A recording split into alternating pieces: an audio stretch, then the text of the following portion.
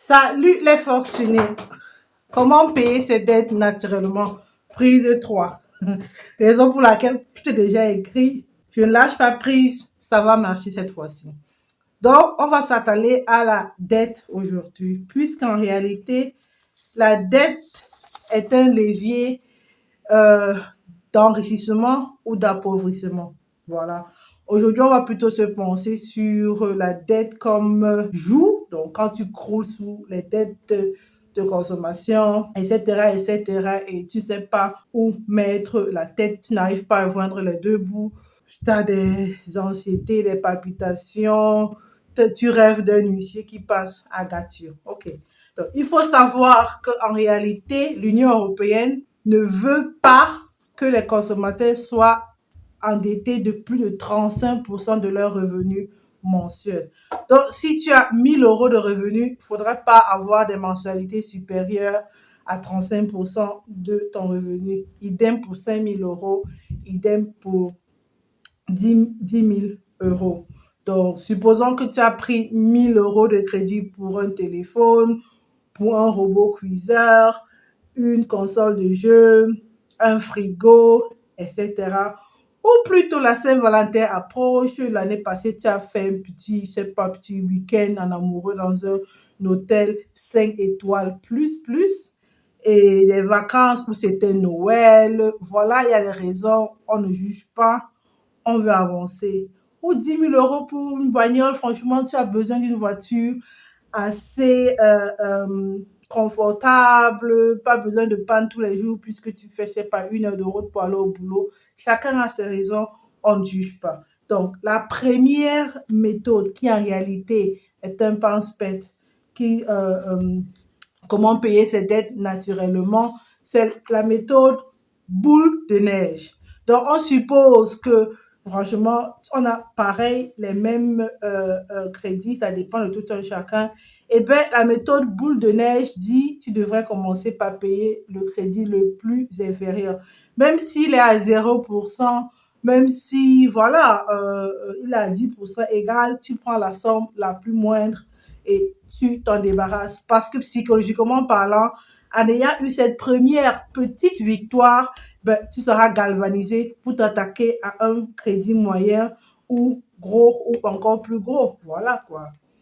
Prochaine méthode naturelle pour payer ses dettes, c'est celle de l'avalanche.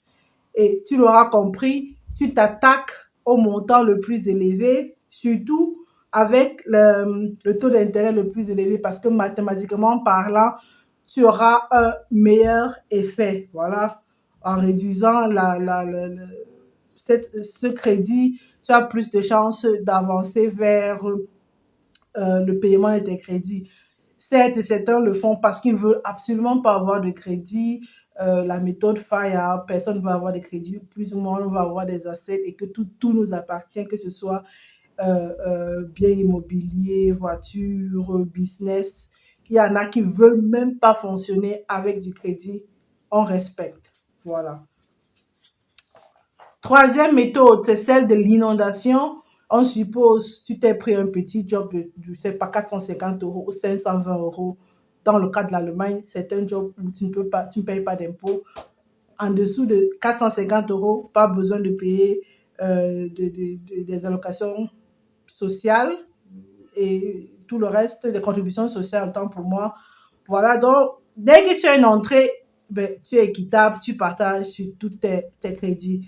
Donc, 100 euros pour ce crédit, 100 euros pour là. Ça inonde tous les crédits. L'effet n'est pas aussi puissant que sur l'avalanche, mais n'en déplaise, on avance. Le crédit, il est payé et surtout, on arrête de prendre du crédit pour du n'importe quoi. Donc, l'essentiel, c'est d'avancer et de voir le bout du tunnel. Je suis pas là pour juger. Et voilà quoi. Donc, chaque fois qu'il y a un revenu extra, une prime, une vente sur des plateformes Vinted, Le Bon Coin, eBay, Kleinanzeigen, je sais pas quoi, entre nous, tu as fait des tresses. Dès qu'il y a une entrée, tu fais une inondation. Dès que tu as une économie, tu inondes tous tes crédits à part équitable. Voilà.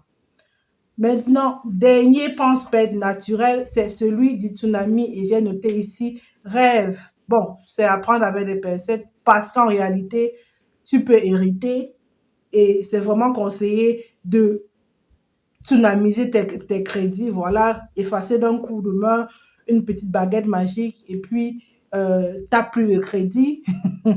C'est tout le mal que je te souhaite.